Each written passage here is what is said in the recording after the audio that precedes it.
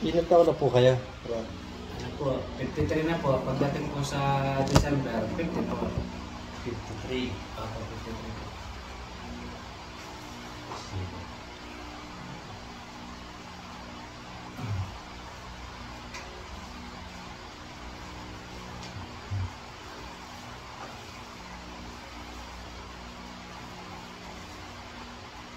Kasi pagka nahihilo po ako, nangihina ako. Madalas pa kayo mahilo? Opo. Ang galas po. Yung hilo kasi, minsan galing sa sipon. Kung marami kayong sipon. Naman po, hindi po nawawala yung problema ko po. Ayun nga, kahit na i-drain po natin ganyan, may i-drain yan. Ang problema, kung sisipunin kayo uli ng matindi. Opo. Tsaka isa, yung galing sa panga. Pag hindi balance yung panga mo, hindi nakakasupply ng dugo sa ulo, may hilo kayo. Yan nga.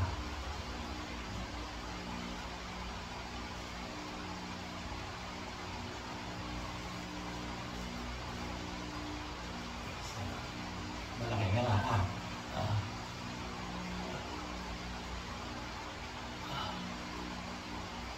Sarap.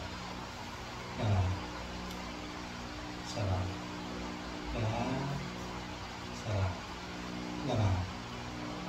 Sarap.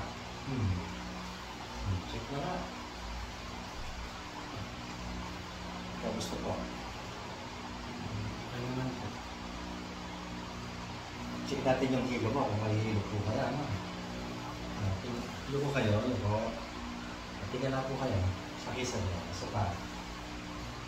Tingnan na. Tingin sa kaliwa. Tingin sa kanan po, bigla. May hilo po kaya? Wala po, wala po. Wala. Dati po hilo ka nun, ano? Opo, opo. Ayun. So wala na yun yan. Opo, opo. Pero hindi po guaranteed dyan na lifetime po yan. Paano kung... Hindi pag sitipod ka po ng matindi, may hilo ka na naman. Yan po yung sinasabi ko, wala pong guaranteed na lifetime. Ngayon, hindi ka nahihilo. Opo. Eh, ang problema, kung ang diet mo, mahilig ka sa matatamis, Yun nga po, sa po yung... sisipunin ka ulit, peplimahin ka, panggagalingan po ng hilo na naman yon. Kasi wala pong guaranteed na wala pong guaranteed na lifetime ang ginhawa. Depende po yun sa lifestyle po ninyo, sa disiplina po ninyo. Ganun po yun, kapatid. Na, Double po, ayos ko. kasi kaya ka nahihilo, marami kang sipon na naka-stack sa loob ng tenga mo. Dinrain po natin ngayon, na-drain, so hindi ka nahihilo po ngayon. Ang problema po, kung lalagyan mo na naman ulit.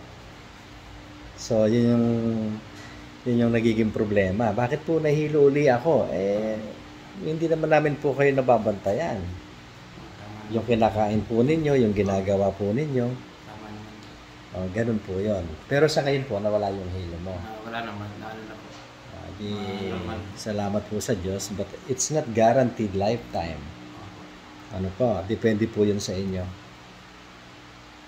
Okay po, kapatid. Okay po, Maintindihan niyo po. Salamat Salamat po sa Diyos. Sige po.